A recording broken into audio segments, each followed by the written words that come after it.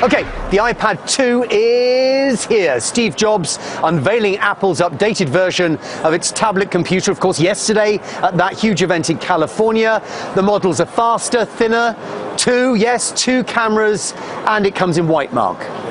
Apple stock getting a push higher over the last couple of days, thanks in part to that announcement, plus the fact, of course, that Steve Jobs turned up for the event, which took a lot of people by surprise and made them happy. Can Apple continue its success? And what should investors and techies everywhere take from the Apple event this week? Andy Hargreaves is a senior research analyst at Pacific Crest Securities, and John Rettinger is a blogger with Techno Buffalo. Thank you both for calling us. Andy, let me kick off with you.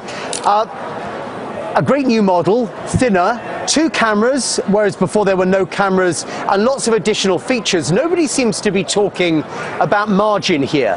Presumably the Apple II is more costly to make than the Apple I iPad. Does that not pull margins down? Well, yeah. I mean, usually with their product transitions, you're going to see a little blip in margins, but they've been better than anybody at the world at managing the supply chain from a component cost perspective. And I don't see anything going on right now, especially with their recent component pre-purchase deals, that's going to change that. John, a lot of people would credit the bloggers as being as accurate, if not more accurate, than the analysts on Apple. Where do you see the stock going? You were talking about margins. A little lower margin can certainly be made up with bulk sales. Apple moved 15 million iPads in 2010, Steve Jobs announced, and they're speculating they can move as many as 40 million in 2011. So where would that take the stock in your view? Certainly up, I think would be the logical explanation. The market is very excited for the tablet. It's very tablet hungry. Certainly Apple's been a beacon of innovation in the past. The iPad 2 is viewed a bit more evolutionary than revolutionary, but still bringing a lot of features that people were expecting and hoping for.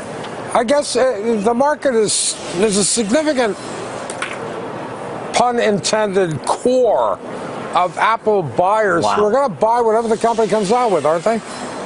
There are always the dedicated Apple fans who will go out there and support the company regardless. But I think what you're going to see is a huge influx of buyers that were waiting for this generation of iPad. Those that were waiting for the new one to come out. You heard it countlessly at Apple retail stores. You heard it reported online. People wanted thinner. People wanted cameras. And they were looking for faster. Now, while it's not a revolutionary design or anything that we couldn't have predicted, the 2x speed increase and the 9x better graphic prowess potentially are going to be a big boon to consumers. Let's get some thoughts from Andy on this whole thing. Andy, what do you think it's going to mean, Apple iPad 2? Well, as Simon mentioned, the white iPad 2 is probably going to sell a shocking number as well. No, just because it's white, wow.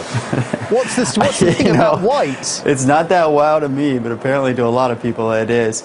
I step back again and always look at the ecosystem advantage that these guys have, and there's just nobody that can match them on content and apps. And really, the hardware improvements are nice. They are evolutionary, but it's the software and the ecosystem that drives sales, and I don't see anything changing the momentum that they have. Where do you think the stock will go to, Andy? We think it goes to 420 in the next, actually by the end of 2011, and that's based on a multiple that I think is pretty reasonable considering the growth rate right now. Gentlemen, thank you both. Andy Hargreaves and John Rettinger, thank you. Thank you. Thanks.